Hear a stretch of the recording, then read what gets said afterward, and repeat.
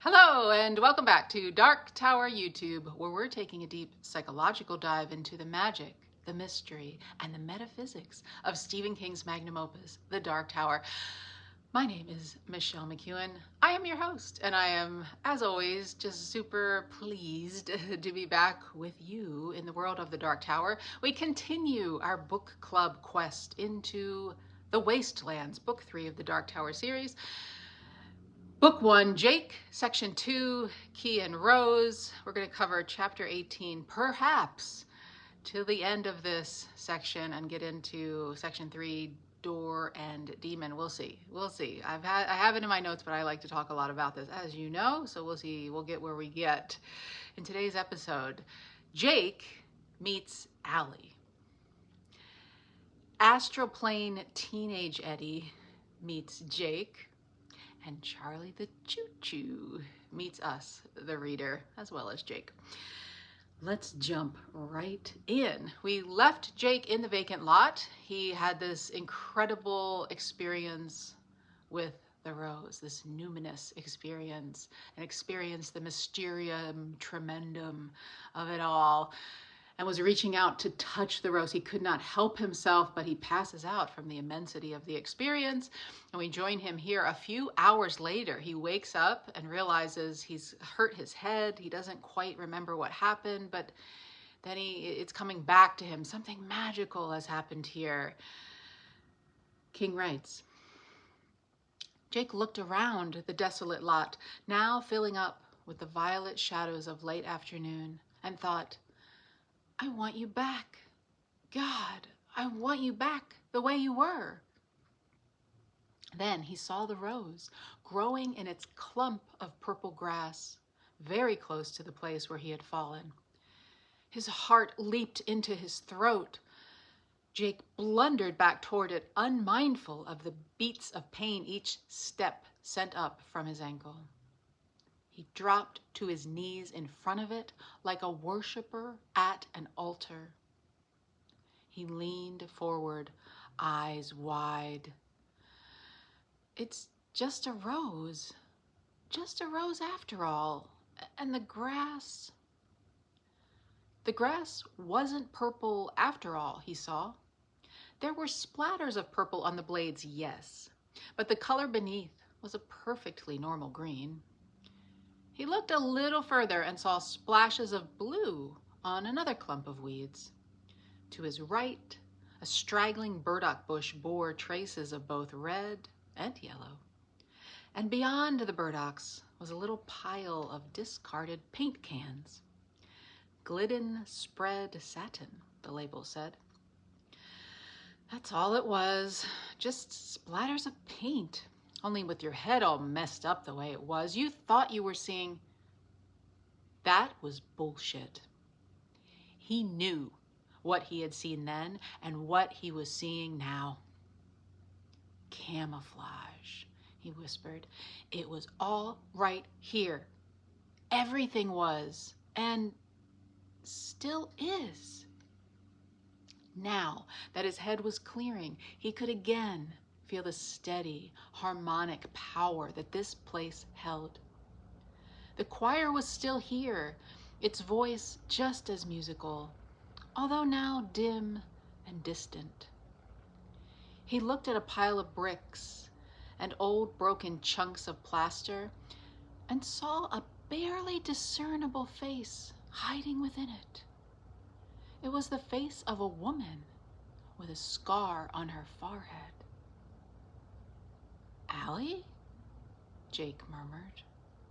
Isn't your name Allie? There was no answer. The face was gone. He was only looking at an unlovely pile of bricks and plaster again.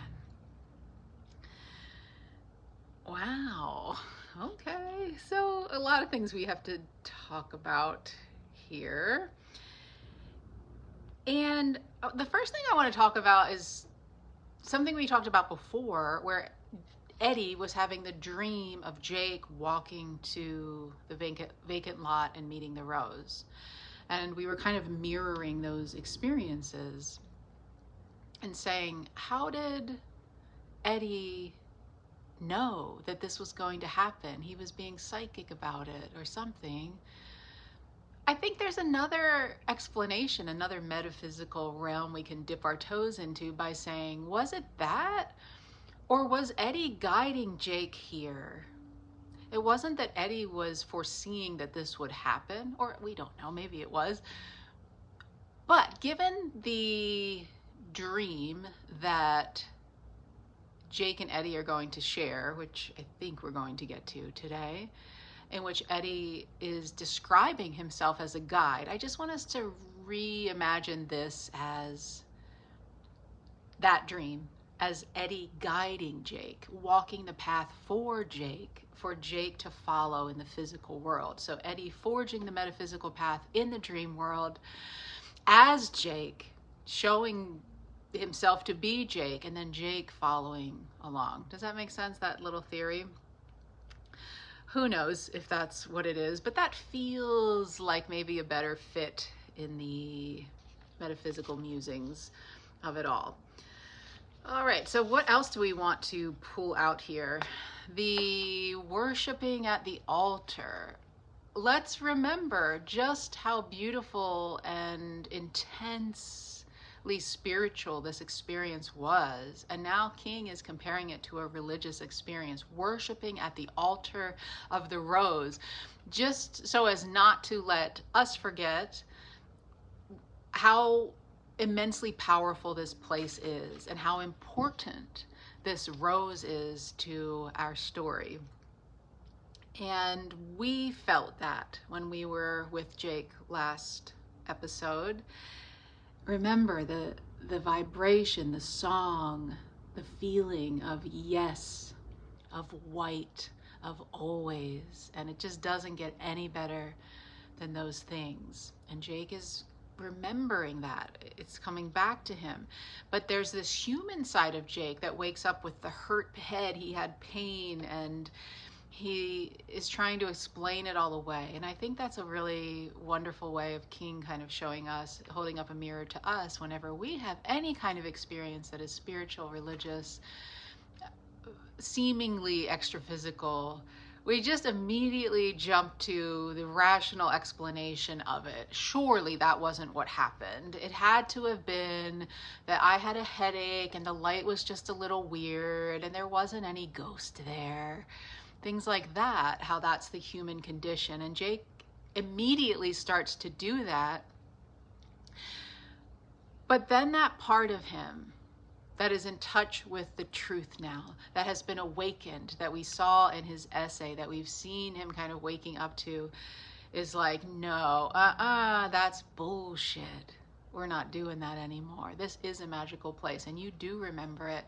And as soon as he kind of lets go of that human side that's trying to rationalize and explain it away, it all comes flooding back in. So there's a nice lesson there for us in terms of, if we want to have more magical experiences, if we want to see the world through a different lens, we have to get rid of the human thing that's saying that's not real and here's why, and I'll list out all the reasons. We have to say that's bullshit. We know we live in a magical place. We know there's magic all around, and we can be like Jake and just tune into it by dismissing that logical, reasonable part of ourselves.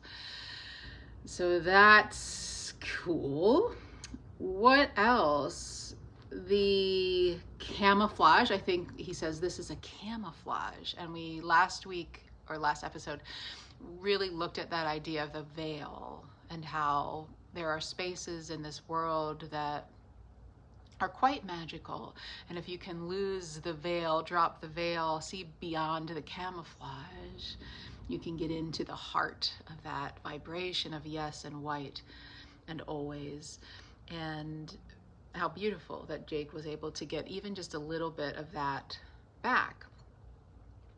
Couple of throwbacks to the gunslinger here that I want to revisit. The first one is that purple grass. So let's remember all the way back in the gunslinger when Roland is having his palaver with the man in black in chapter 5.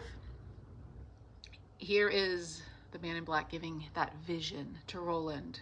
King writes, "Then let there be light." And there was light, crashing in on him like a hammer, a great and primordial light. Consciousness had no chance of survival in that great glare. But before it perished, the gunslinger saw something clearly, something he believed to be of cosmic importance.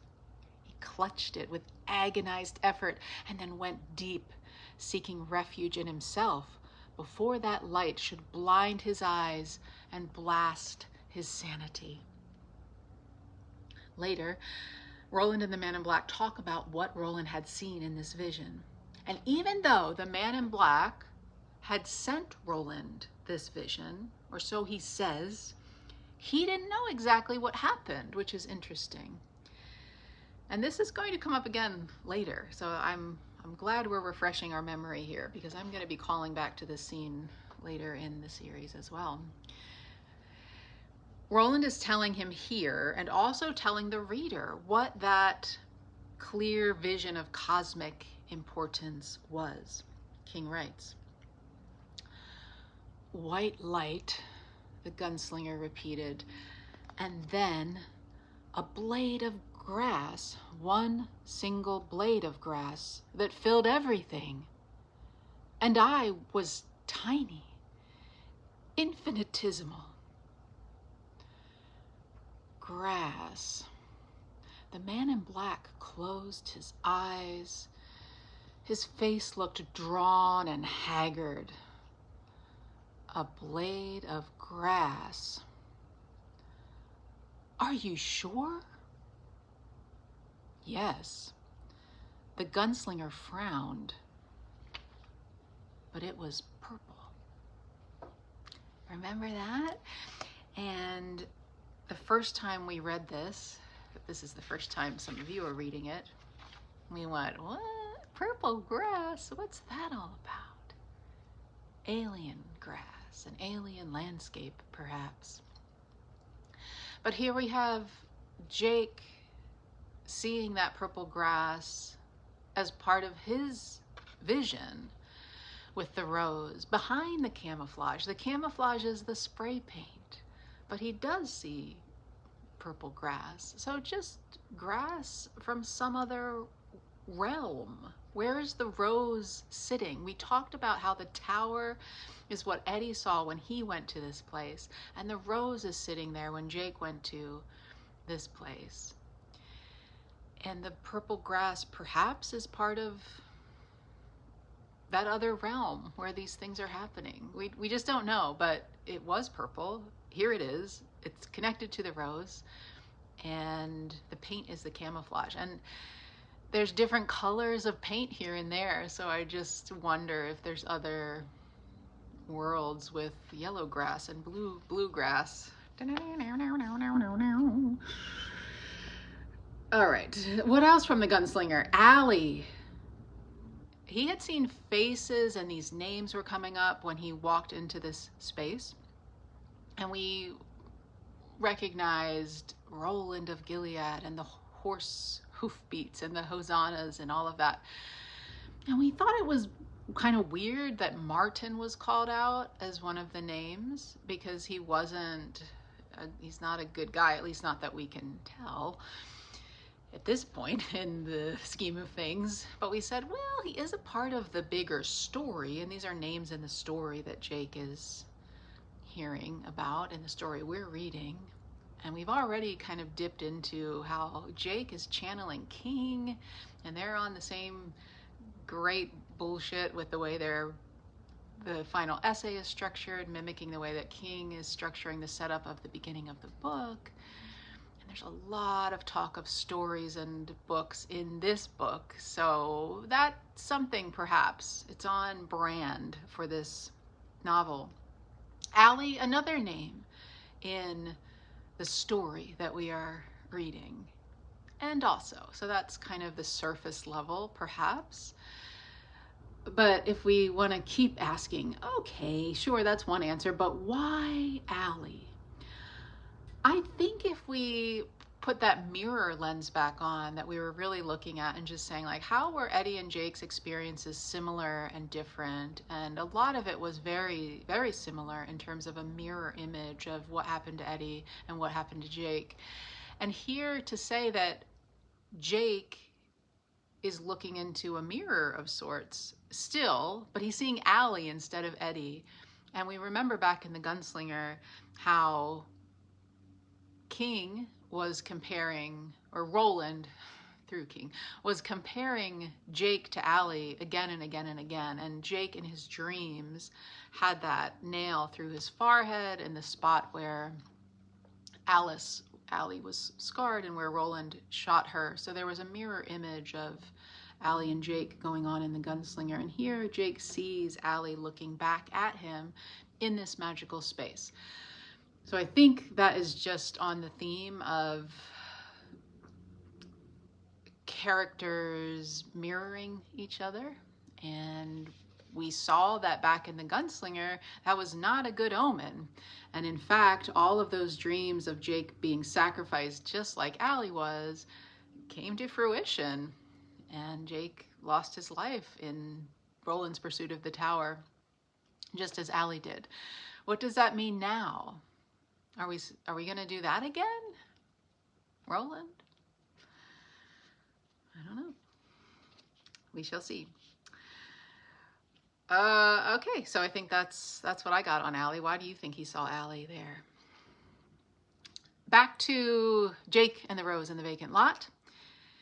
And this is Jake approaching that rose and seeing beyond the camouflage, the magic of this thing. King writes, "It wasn't the sort of cultivated flower he had seen in florist shops. He supposed it was a wild rose. 'You're very beautiful,' he said, and once more stretched his hand out to touch it. Although there was no breeze, the rose nodded toward him. For just a moment, the pads of his fingers touched its surface, smooth and velvety and marvelously alive, and all around him the voice of the choir seemed to swell." That sounds like a sentience, doesn't it? There was no breeze, and the flower turns right towards Jake's hand, like a little cat that wants you to boop its nose. And King uses that word even. It was marvelously alive. So he's asking us there to think about that comparison and think about the rose as definitely more than just some rose growing in a vacant lot. Jake picks up his books and the key, and he's about to leave when he becomes afraid that this rose may be in danger. King writes, "I can't leave it. I have to guard it." But a voice spoke up in his mind, a voice that was surely that of the man he had met at the way station in that strange other life. "No one will pick it, nor will any vandal crush it beneath his heel, because his dull eyes cannot abide the sight of its beauty. That is not the danger. It can protect itself from such things as those." And yeah, that's definitely Roland's voice. That is how Roland speaks. We remember a few chapters ago when Jake was hearing that same voice. "You need fear neither your shadow in the morning striding behind you, nor your shadow at evening rising to meet you." This has that same feeling. So he has the voice of Roland in his mind. We haven't seen that Roland is speaking to him. So it's an interesting idea of where this is coming from and how Jake is channeling Roland here, and not things that he's saying, "It'll be okay, don't worry, things will be fine." He's being very specific in his knowledge about how it's It's not going to be a foot that steps on this rose or somebody that picks it. That's not even possible. So it's very specific Roland knowledge. And then we think, but does Roland even know that? The Roland that we know? Or is this is like some kind of astral plane Roland speaking to him? Just, it's cool. And we know that it's the truth because Jake is just a beacon for the truth at this point in this story. So we believe that that is real. And we have to ask, well, then what is the danger? And this is getting at where Eddie was with the Dark Tower, and that the darkness coming out of the Dark Tower. And Jake had experienced that worm, like something's wrong, and this this invasion of grossness into this beautiful thing, a virus, I think he might have said. It can't protect itself from that. We have to reason. But what is that? What does that mean?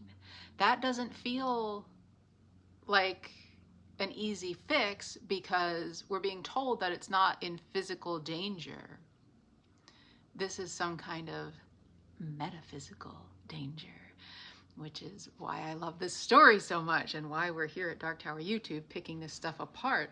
It's in metaphysical danger. But what does that mean? I don't know, but it's some kind of dark force that we're not sure what that is or where it's coming from or why or how to stop it, and hence we have many more books left in the series, and we're invested and interested, and we want to stop that danger as much as Jake does, as much as Eddie does. We want to know now what's going on here and how can we stop it? How can our quartet prevent the worm from infiltrating the rose? Jake makes his way home, and he's late now because he's been passed out in a vacant lot, and he's all dirty and beat up, and his ankle is twisted, remember, and his dad is pissed off. King writes, Elmer Chambers was wearing faded jeans and cowboy boots that improved his 5'10" to a rootin' tootin' 6 foot. His black crew-cut hair bolted up from his head. For as long as Jake could remember, his father had looked like a man who has just suffered some tremendous galvanizing shock. Why do I read that?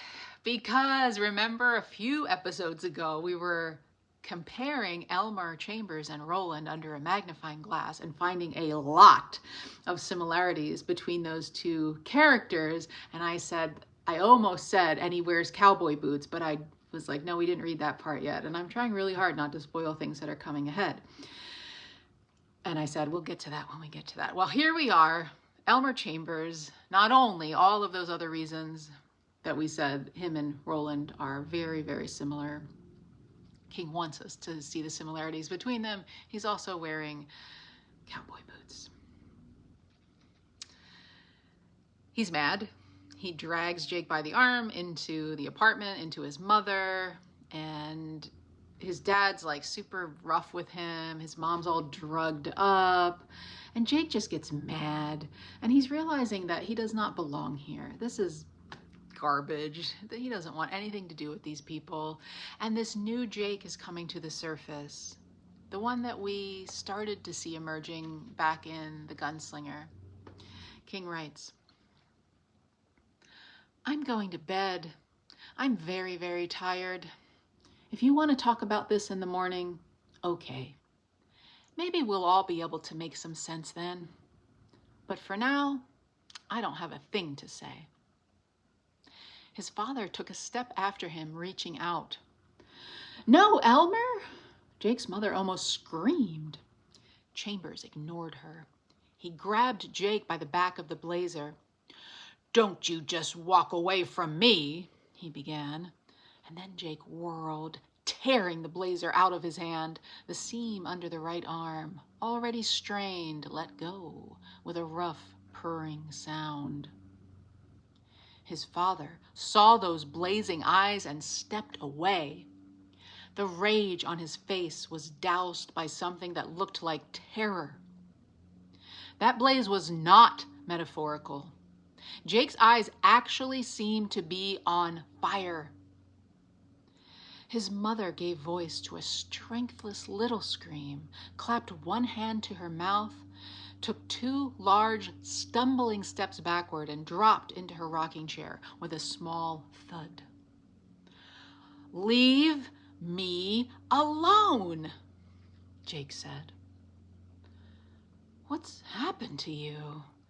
his father asked, and now his tone was almost plaintive. "What in the hell's happened to you? You bug out of school without a word to anyone on the first day of exams. You come back filthy head to toe, and you act as if you're gone crazy." Well, there it was. You act as if you've gone crazy. What he'd been afraid of ever since the voices started 3 weeks ago. The dread accusation. Only now that it was out, Jake found it didn't frighten him much at all. Perhaps because he had finally put the issue to rest in his own mind. Yes, something had happened to him, was still happening. But no, he had not gone crazy. At least, not yet. "We'll talk about it in the morning," he repeated. He walked across the dining room, and this time his father didn't try to stop him. Wow, so we get a lot of this grown-up talk out of Jake, and we saw him at the end, at the very end, go then. There are other worlds than these. And we remarked on how that does not sound like something an 11-year-old boy would say. And here we have that feeling. This is not an 11-year-old little kid fighting with his parents. Maybe we'll all be able to make some sense then. These are grown-up words that he's speaking. The blazing eyes. Who else do we know has those same blazing blue eyes? We've been told that Roland does, of course. Spoiler alert. In the drawing of the 3 on the beach, Roland hits Eddie for getting sidetracked with the knife when they're trying to get the tape off. And the quote from King is, or the writing, I guess, "The blue eyes blazing from that dying face were the eyes of all truth." And I feel like that description could be describing Jake right now in this scene. The blazing blue eyes, the eyes of all truth. That is Jake right now. Also, we had in the Wastelands when Eddie is telling Roland that, well, at least you saved Jake when you made that rift in the space-time continuum. King writes, "Now he looked up, and the blazing clarity of his eyes made Eddie flinch backward." And again later, Eddie stared into the faded blue eyes blazing out of Roland's pale face and could not think of a thing to say. So that adjective specifically, and we've heard about Roland's blue eyes, that word blazing is associated with inner strength, with a gunslinger demeanor, a fire inside that is coming up and showing itself to the world through the doorway, the window of the soul. And it's not the first time that we've heard Jake's eyes being described like that either. Not quite in this as it is in this scene, but when he was back looking at the rose for the first time, King said he crawled toward it, his face a flaming corona of light, his eyes blazing wells of blue fire. I think this is another way of talking about gunslingers, those blazing eyes. And I say that because we have one other character so far whose eyes have been described as blazing. And that character was Detta Walker on the beach.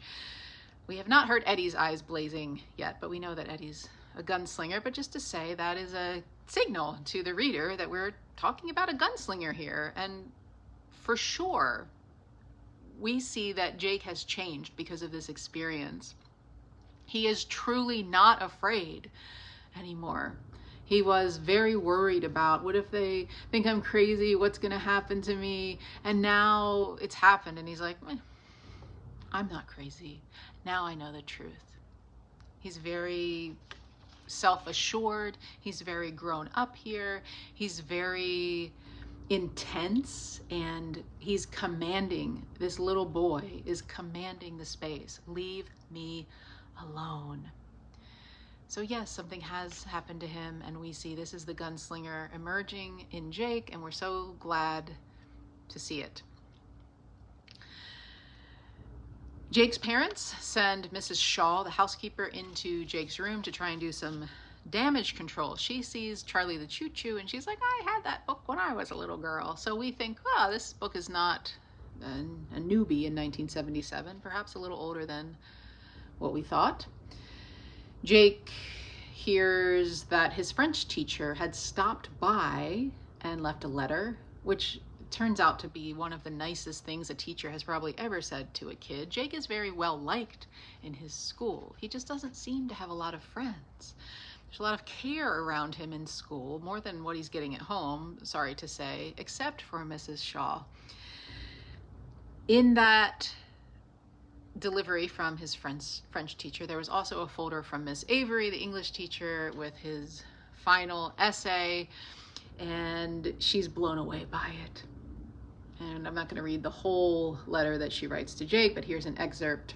King writes, and this is Miss Avery's letter to Jake about his final essay. I do not pretend to understand all the symbolism, example, Lady of Shadows, gunslinger, but it seems clear that you yourself are the prisoner of school, society, etc., and that the educational system is the speaking demon. Is it possible that both Roland and the gunslinger are the same authority figure? Your father, perhaps. I became so intrigued by this possibility that I looked up his name in your records. I note it is Elmer, but I further note that his middle initial is R. I find this extremely provocative. Or is this name a double symbol, drawn both from your father and from Robert Browning's poem, Childe Roland to the Dark Tower came? This is not a question I would ask most students, but of course I know how omnivorously you read. Sorry, I haven't mastered my Miss Avery voice. I haven't practiced, and then I don't know what to do with it, but you get the idea. She gives Jake an A+. A++++. That's Ralphie's teacher from A Christmas Story, but he does get an A+, and he's hysterically laughing because he thought this was going to be his biggest shame of all time, and he was going to get kicked out of school for being a weirdo, but teacher loves it. He thinks it's hilarious. Mrs. Shaw leaves and then comes back into his room because she showed his parents the A+, so they're calmed down a little bit. And when they come back in, it's a little less intense. And as Jake is visiting with his dad, Jake asks Elmer what his middle name is. And King writes, I don't have one, he said. Just an initial, like Harry S. Truman, except mine's an R. What brought that on? Just curious, Jake said. This is funny on so many levels, and like meta on a few levels as well, because Miss Avery is in her letter kind of like overanalyzing what Jake has done. And we're doing that at Dark Tower YouTube because there's always a lot to pick apart. And then we remember that, well, maybe we didn't know this, but Stephen King was an English teacher before he became a famous novelist, and so he did very much the same thing here. So he could be reminiscing about his days as an English teacher and how he might look at that essay through the eyes of an English teacher in middle school. He might be kind of poking fun at how over-analyzing something, you can get way too deep into it, and you're just kind of flat out wrong. And Stephen King decided to give Elmer Chambers a middle initial that is the letter R. There were 25 other letters that he could have chosen, but he chose R. And then Miss Avery's like, ha, that's a clue. And then Elmer's like, nah, that's nothing. It just doesn't stand for anything. And we go, ah, we thought maybe it did too. But, and also, there's a lot of similarities between Elmer and Roland, as we have so meticulously pulled out of the text. And so, was it a coincidence that King chose that middle initial R? Does that mean nothing in the broad metaverse of this story? I think it does. What do y'all think? Is it too much? I think it means something. All right, but great fun there. And then we're going to move into Charlie the Choo-Choo. So Jake basically reads the whole book. Stephen King writes it out and shows us, there's even an illustration made, and we get to read along with Jake. This was published in 1942, written by Beryl Evans. No information about her on the book. There's a song that Charlie the Choo-Choo sings that becomes a refrain throughout the book. We read it not 3 times, but 4. And the third beat of the song, there is a slight variation, but otherwise it's the same, and it goes like this. Don't ask me silly questions. I won't play silly games. I'm just a simple choo-choo train, and I'll always be the same. I only want to race along beneath the bright blue sky and be a happy choo-choo train until the day I die. I wish now I would have sang that for you, but I didn't plan out my song in advance. Sorry. Anyway, it's kind of cool, that little, we're like, yeah, that's a song a choo-choo train might sing. But then we get to like, until the day I die. Why are we talking about that? But then again, there's a lot of mention of death and dying in this children's book. And Jake makes a note about how brutal and traumatic some children's stories can be. Hansel and Gretel, the death of Bambi's mother, and how storytellers use this as a manipulation tool. So here we have that meta level again of talking about a storyteller using something traumatic to kind of trigger the reader, and it's King, the writer, writing this, telling us this through Jake. So just, we have to have a lot of space in our consciousness for the ideas of this story, because they're happening on many, many different levels. But that's worth pulling out, I thought. As he's reading, Jake is noticing how creepy Charlie looks with a human face in these illustrations. And as he's kind of looking at that, he thinks back to the line, I'm pretty sure Blaine is dangerous, and that is the truth, from his final essay. He's comparing that to Charlie the Choo-Choo, or at least seeming to have that thought while he's reading this. And we don't know who or what Blaine is, and neither does Jake. But we did kind of say we were looking at past, present, and potential future in the structure of that final essay, and how perhaps Blaine is coming.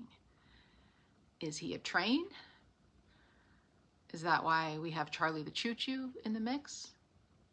Here is Jake kind of holding those two things up together for himself and us to consider, and we'll just have to see. Jake finishes reading and he's going to go back through it. King writes, Jake closed the book and looked at it thoughtfully. Then he opened it again and began to leaf through the pages, circling certain words and phrases that seemed to call out to him. The Mid-World Railway Company. Engineer Bob. A small, gruff voice. Woo, woo. The first real friend he'd had since his wife died long ago in New York. Mr. Martin. The world has moved on. Susanna. He put his pen down. Why did these words and phrases call out to him?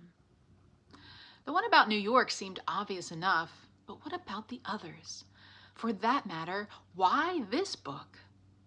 That he had been meant to buy it was beyond question. If he hadn't had the money in his pocket, he felt sure he would have simply grabbed it and bolted from the store. But why? He felt like a compass needle. The needle knows nothing about magnetic north. It only knows it must point in a certain direction, like it or not. I feel like there's a very obvious comparison there to that makeshift compass that Roland built when they discovered the path of the beam, and how that compass needle was not pointing north anymore. It was pointing southeast along the path of the beam. So I think that's kind of funny there. It knows it must point a certain direction, like it or not, and that's what our quartet is doing in another world than this one. What do we think about these things that Jake pulled out? When you were reading Charlie the Choo-Choo, you surely were picking up on some of those similarities too, weren't you? Mid-World Railway Company. We don't know what that is. Engineer Bob. I had to really think about this one and what conclusion I've come to, because I think about Bob. Are there any? And I'm not, there's no spoilers here, but I'm thinking Bob. Are there any Bobs in the story that are of note that perhaps, what about an engineer? And I'm toiling over this and over this. Riddles, my friend, all great novels are full of riddles. And then I thought Bob is short for Robert. And we have had Robert Browning infiltrate our story, and Miss Avery just now refreshed our memory by using Robert Browning's name in her letter to Jake. So Engineer Bob, I believe, is Robert Browning. The small gruff voice, we don't know. The train whistle, the first real friend he'd had since his wife died long ago in New York. Well, we do know somebody like that. We know somebody whose all of their friends are dead.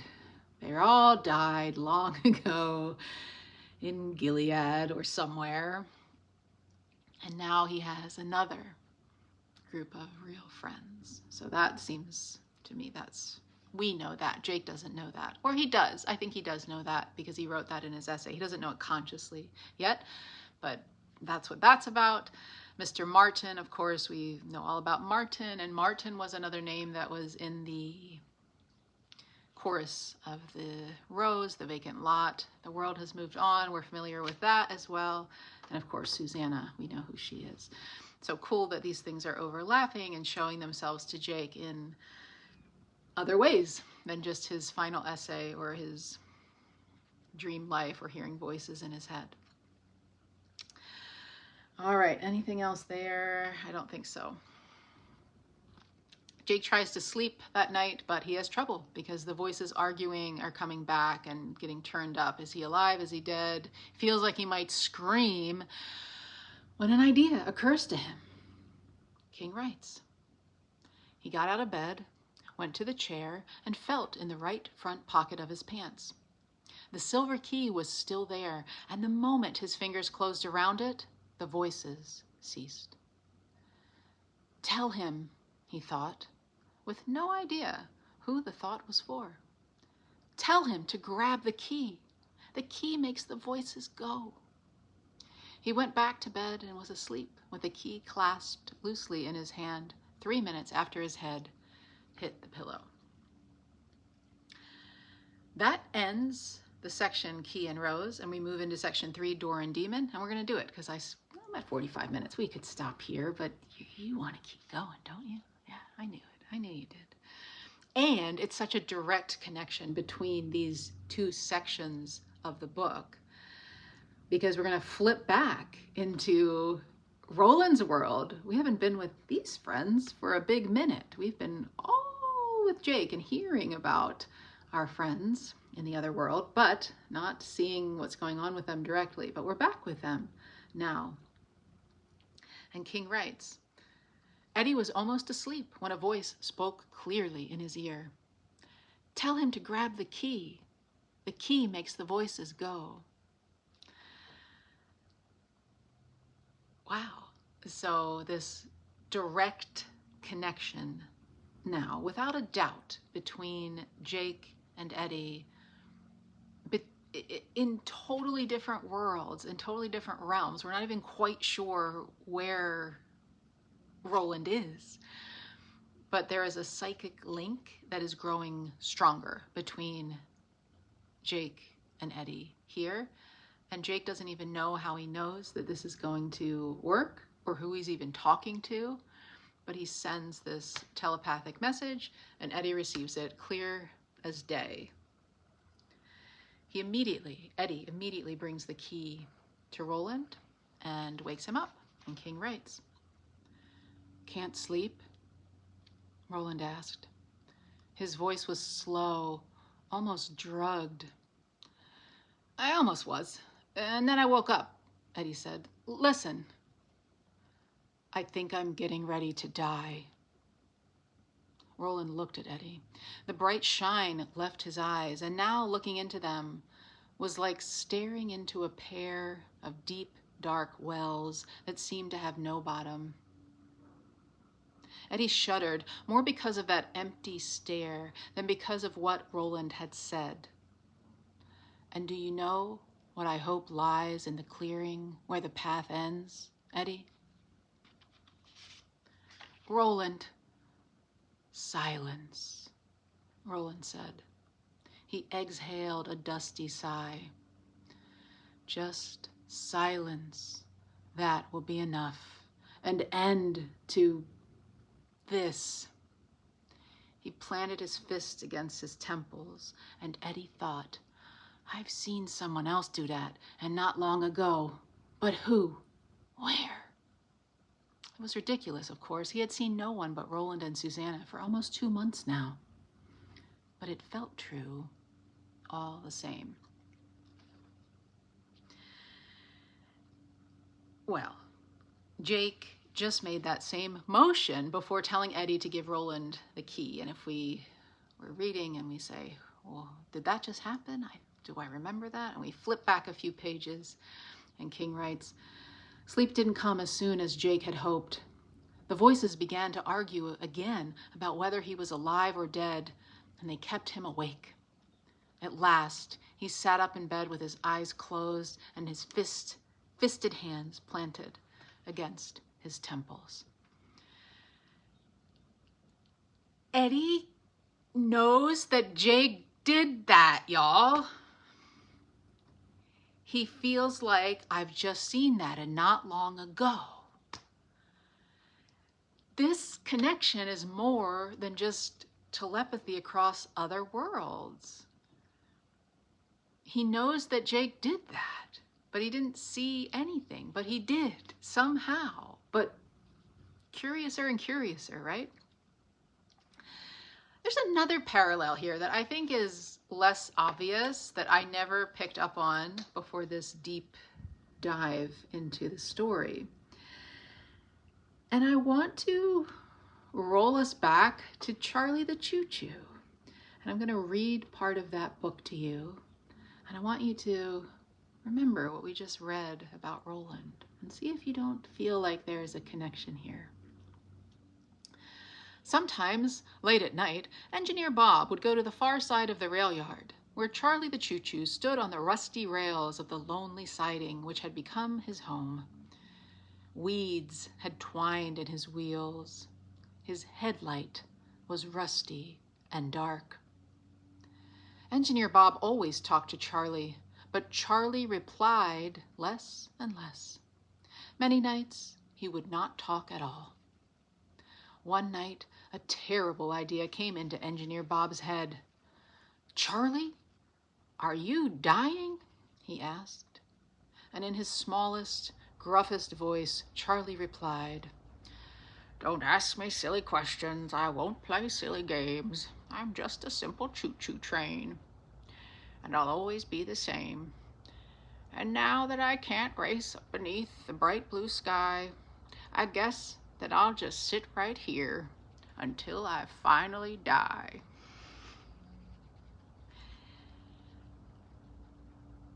"Eddie, I think I'm dying." That's what Roland says. "I think I'm getting ready to die." That's the direct quote. And then we have this description of the light had left his eyes. The shine had left his eyes. Looking into them was like staring into a pair of deep, dark wells that seemed to have no bottom. And then we have Charlie. Now, Charlie doesn't say, "I'm dying," but Engineer Bob says, "Are you dying?" We have this train that's like not what it used to be. The headlight is rusty and dark. He's not talking as much as he used to talk. He's falling apart. And he says, I guess I'm just gonna die. I guess I'll just stay here and do whatever until the day I die. So doesn't that feel like a connection? Sometimes I feel like I'm reaching too far, but I don't think so there. There's too many little pulls at us that say that's very similar. Those two scenes happening very closely together in the book, where the protagonist in the story is getting ready to die and has this shutting down of the headlight eyes. What do you think? All right, so Eddie gives Roland the key. And King writes, "You don't have any idea what door it might open?" Roland asked Eddie. "That was not part of your kef?" "No, but it might be good for something, even though it isn't done." He held the key out to Roland. I want you to keep it for me." Roland didn't move to take it. He regarded Eddie closely. "Why?" Because I think someone told me you should." "Who?" "Your boy," Eddie thought suddenly, and as soon as the thought came, he knew it was true. "It was your goddamn boy." But he didn't want to say so. He didn't want to mention the boy's name at all. It might just set Roland off again. "I don't know, but I think you ought to give it a try." Roland reached slowly for the key. As his fingers touched it, a bright glimmer seemed to flash down its barrel, but it was gone so quickly that Eddie could not be sure he had seen it. It might have been only starlight. Roland's hand closed over the key growing out of the branch. For a moment, his face showed nothing. Then his brow furrowed and his head cocked in a listening gesture. "What is it?" Susanna asked. "Do you—" "Shh!" The puzzlement on Roland's face was slowly being replaced with wonder. He looked from Eddie to Susanna and then back to Eddie. His eyes were filling with some great emotion, as a pitcher fills with water when it's dipped in a spring. The gunslinger's throat bulged. His Adam's apple rose and fell as he struggled with speech. And suddenly he yelled at the sky in a fair, strong voice, "Gone! The voices are gone!" He looked back at them, and Eddie saw something he had never expected to see in his life. not even if that life stretched over 1,000 years. Roland of Gilead was weeping.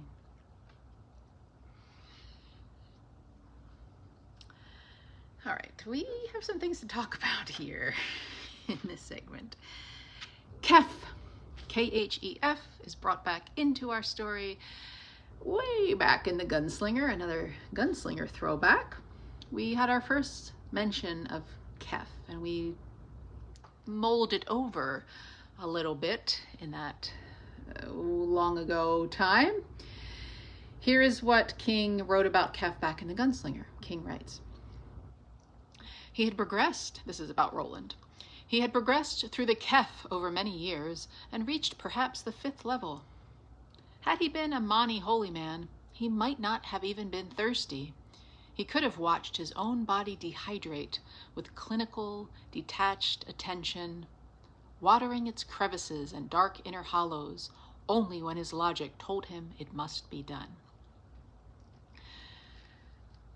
And it sounded to us like a very spiritual path, leveling up and up and up, detaching mind from body until you could notice. You could notice that you're dehydrating and dying, but it's of no matter because you're strictly mind. But Roland is not at that point yet. He just knows that he's thirsty. And then we looked at the idea of Kef as defined in the Stephen King or Dark Tower Dictionary. And I'm going to reread this because I think it's been over a year since we did that episode. Maybe not that you listened to it, but we're just going to refresh our memories. Literally speaking, Kef means the sharing of water. It also implies birth, life force, and all that is essential to existence. Kef can only be shared by those whom destiny has welded together for good or ill. In other words, by those who are ka-tet. Kef is both individual and collective. It implies the knowledge a person gains from dream life as well as his or her life force. Kef is the web that binds a ka-tet. Those who share Kef share thoughts. Their destinies are linked, as are their life forces. Behind the multiple meanings of this word lies a philosophy of interconnectedness, a sense that all individuals, all events are part of a greater pattern or plan. That makes a lot more sense now. And we have Roland saying, you don't know what door that's going to open. That was not a part of your Kef. So Roland's kind of talking about Eddie's psychic prowess, kind of the universe showing itself to him when he sees the key in the tree stump or the branch or whatever. But we just saw Kef as that the dream life, what does it say? Oh, I missed it. Anyway, it's this idea that we're not just sharing life force, but the dream world is connecting us together. It implies the knowledge a person gains from dream life as well as his or her life force. And we have so much going on with the dream life here, and seeing Eddie, he's just blowing everybody out of the water, and he doesn't even know that he's doing it or what's happening. But this is Kef between Jake and Eddie, binding them as ka-tet. This says Kef can only be shared by those who are ka-tet. And so we knew that Jake was part of the ka-tet and he was walking under the umbrella of ka-tet. But this is just this idea of Kef here solidifying the idea that this is a part of the ka-tet, even though he's in a totally other world. That doesn't matter. The sharing of water, of life force, of dream life, that you can be in a totally another dimension, and that does not break the ties that bind a ka-tet together. Their destinies are linked, so we know that now. What does it mean going forward? We'll have to find out. In that passage also, Eddie realizes that it's Jake. I don't think he knew that before, because Roland's saying, who? And Eddie's like, the goddamn kid. That's who it is. He doesn't know how he knows it, but he knows that it's true. So that idea of truth now is coming to Eddie as well. His understanding of the truth.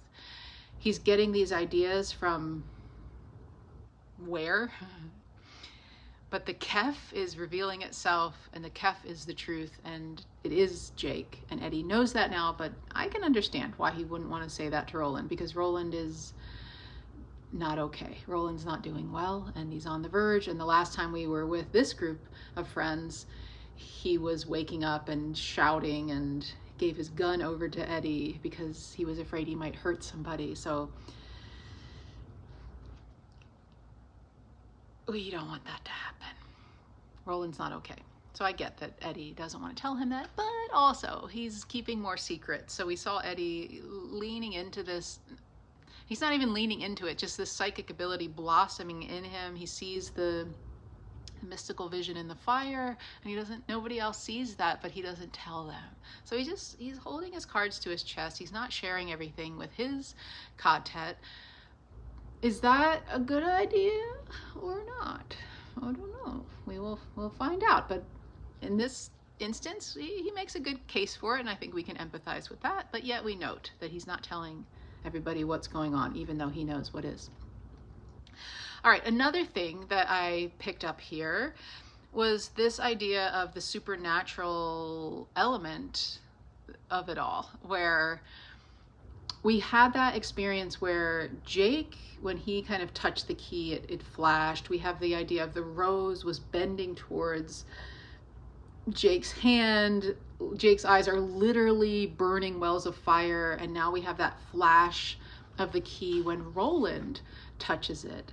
So just another mirroring between these two worlds of these supernatural forces at play for sure. But what happens there? A bright glimmer seemed to flash down its barrel, but it was gone so quickly that Eddie could not be sure he had seen it. It might have only been starlight. So that there we have Eddie doing that thing that Jake was doing and just having this supernatural experience, but immediately saying, well, maybe that didn't happen. It was probably just the starlight reflecting. So even though Eddie is in the midst of becoming a very powerful astral plane magician, he still has that human part of him that's doubting the experience and rationalizing it. So I think that's cool. King writes, the gunslinger slept soundly and dreamlessly that night for the first time in months, and he slept with a not quite finished key clenched tightly in his hand. In another world, but beneath the shadow of the same quartet, Jake Chambers was having the most vivid dream of his life. So we're still in this night of big events where in Jake's world, he has just found the rose, found the key, found the books, communicated with Eddie psychically, Eddie receiving the message, Eddie knowing what Jake was doing physically before he found the key, quelled the voices, the keys burning, flashing fire. So all of this is happening on the same night. Roland is sleeping for the first time, but Jake is now having another big dream that we're going to go through. And we're at an hour, but let's just go because I mentioned this at the beginning of the episode. So hang in there. We're going to finish up with this and then stop for the day. Okay.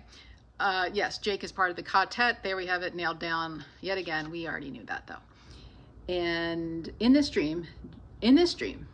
dream, he's walking through a forest and he sees a clearing up ahead. But before he gets to the clearing, there's a stone marker in the path that says, "Traveler beyond lies Midworld." And we recognize Midworld from the Midworld Railway Company.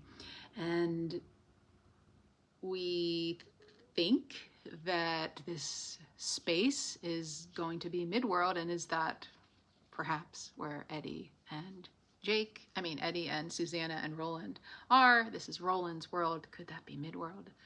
Yes, and then Eddie wearing the shirt in the dream, never a dull moment in Midworld. We're moving into some more answers. Where are we?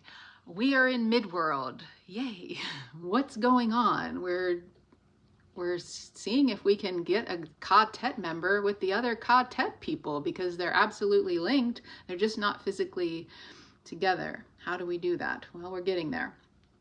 Jake goes to the clearing. It's a basketball court, and there's a boy shooting baskets, a teenage boy, a young teenager. The net is kind of coming out from a structure that we recognize as the portal of the bear. And the boy says, look out for those mechanical animals. And we recognize those as Shardik's little entourage that Eddie had to shoot. And Jake is kind of taking this all in. King writes, "Are you me?" Jake asked, taking a step closer to the boy at the basket. But even before he turned around, Jake knew that wasn't the case. The boy was bigger than Jake, at least 13. His hair was darker, and when he looked at Jake, he saw the stranger's eyes were hazel. His own were blue. "What do you think?" the strange boy asked, and bounced past the ball to Jake. "No, of course not," he said. He spoke apologetically. "It's just that I've been cut in two for the last 3 weeks or so."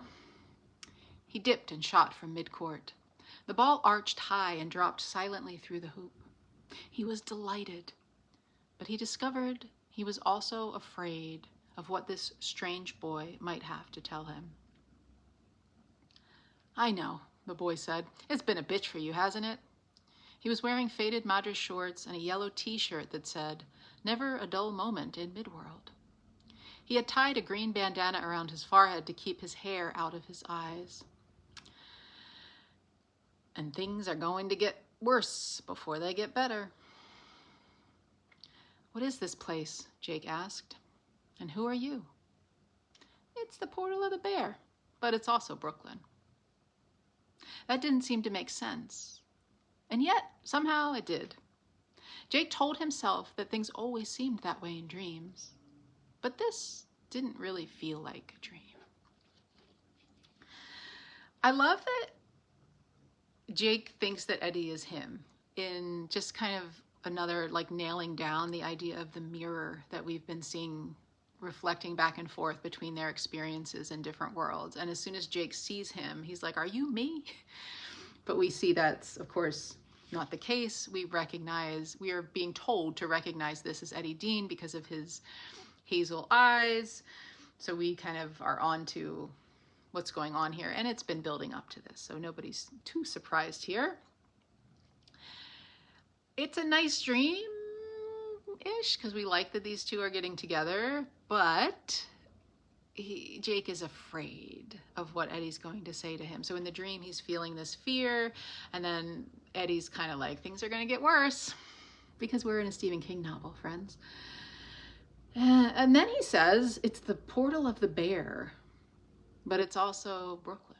Isn't that interesting?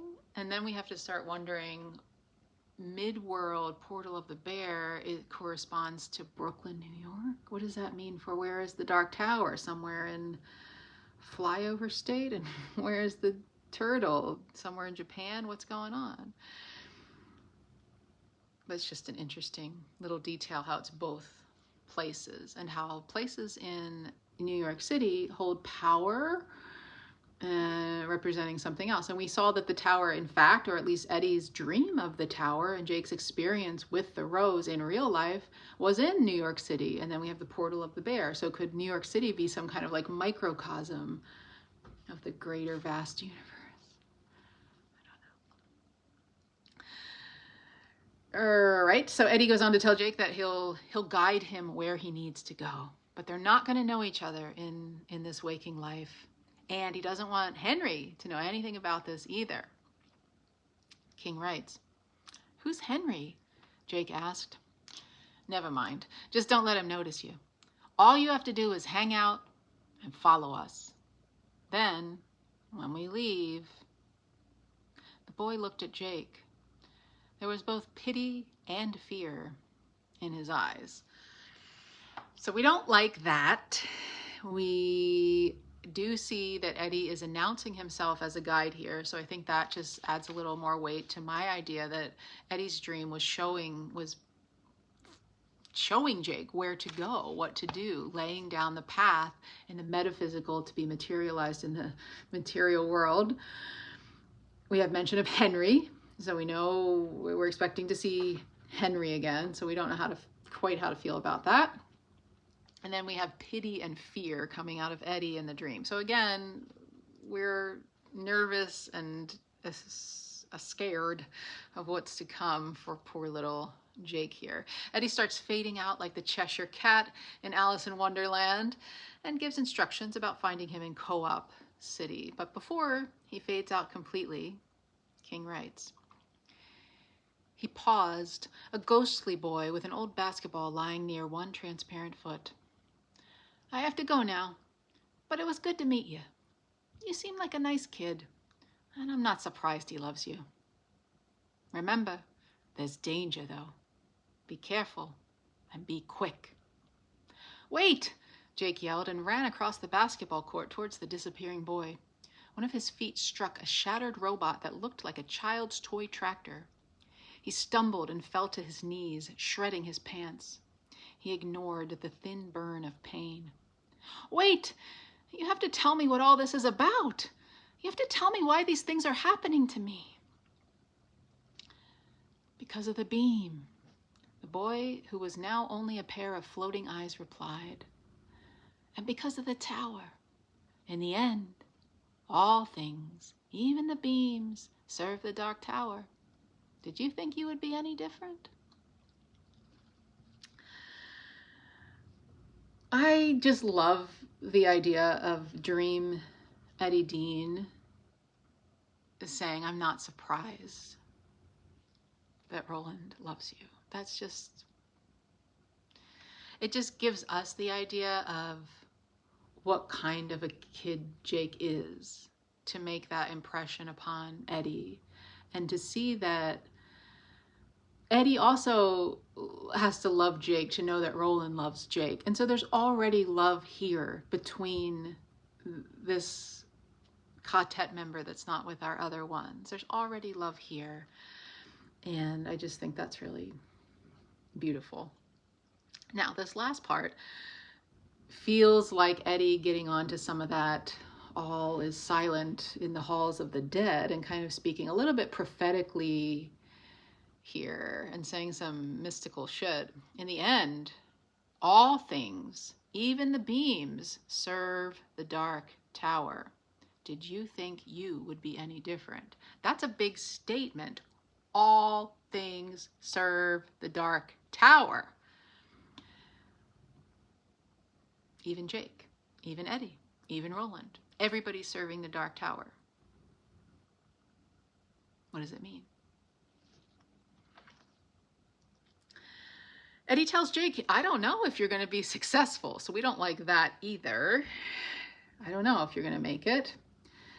Jake seems to be alone at this point in the dream. He picks up the basketball, makes another shot. So there's lots of swishing here, which I do like. So even though we have Eddie being like, "This is scary, things are going to get bad, I don't know if you're going to make it," we have a lot of swish, swish, swish. Love.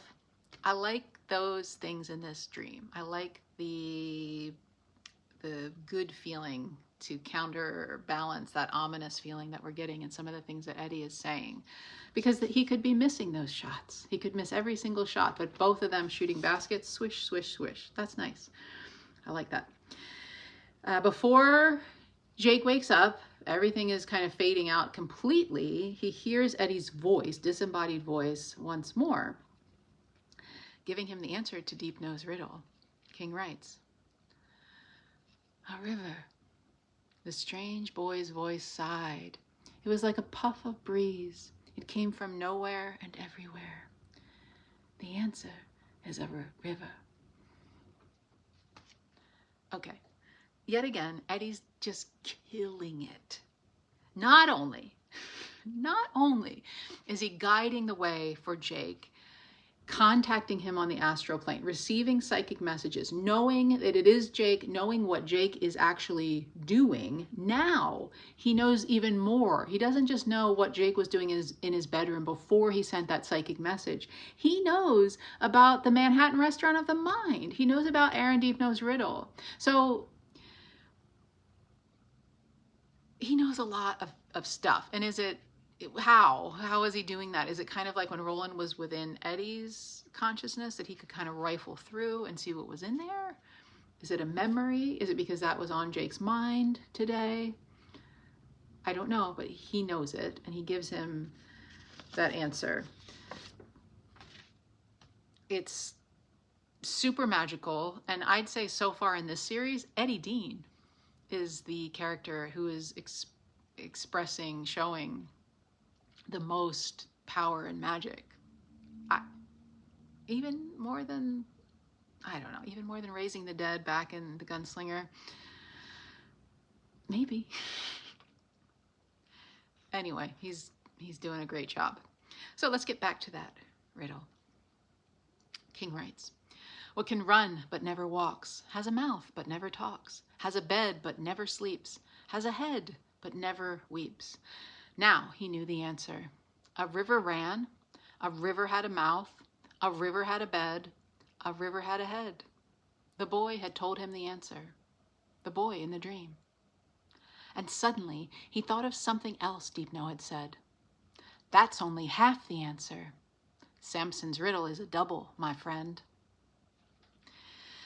Jake gets out of bed. He finds the scrapes on his knees from when he fell, which tells us and tells Jake that this was more than just an ordinary dream. Jake's not surprised. We're not surprised. There's much more afoot than just a dreaming boy here. This is Vision Quest. This is astral travel, out of body kind of stuff. And we'll have to do a little segment on that perhaps next time, because we're running out of time here. So I'll remember to make a note on that. But that's what's going on here. And I want to go back to this idea of, yes, we got the answer to the riddle, a river. Everybody we maybe even already knew that. But King is throwing in this idea of Jake saying, well, Aaron Deepno said, that's only half the answer. Samson's riddle is a double, my friend. Are we supposed to think that this is a double riddle? Why would King say that if we were not? Why is he bringing that idea up, that sometimes there's more than one answer to a riddle, with this particular riddle at play? And I've been a crazy person trying to figure it out. And I think I have an answer, but I can't tell you yet. But I'll tell you when we get there. Okay, I think let's kind of pack up with Jake. He's going to leave his house the next morning, packing a backpack. He brings his the key, some clothes, the books, and his father's gun, his father's Ruger automatic, along with some ammunition. And let's leave him there. I think that was a good, solid episode. We made a little more forward motion in the book. We learned a lot. We dug up a lot. I love the wastelands. I love spending time with Jake. I'm glad we're back with the other part of the quartet. I feel like we're coming to a climax. Something's going to happen. It's going to be scary. It's maybe not going to go perfectly smoothly, but then how much fun would that be? So, what did I miss? Where are you at in your reading of the Wastelands? Do you love it? Are you afraid for Jake? What else is happening? Do you think Eddie's super powerful? Anything you want to throw in there. I'd love to hear from you. Thanks everybody for listening. Thanks my Dark Tower people out there. I love you. I will be back with you to pick up where we left off till we meet again. I really do. Hope you have long days and pleasant nights.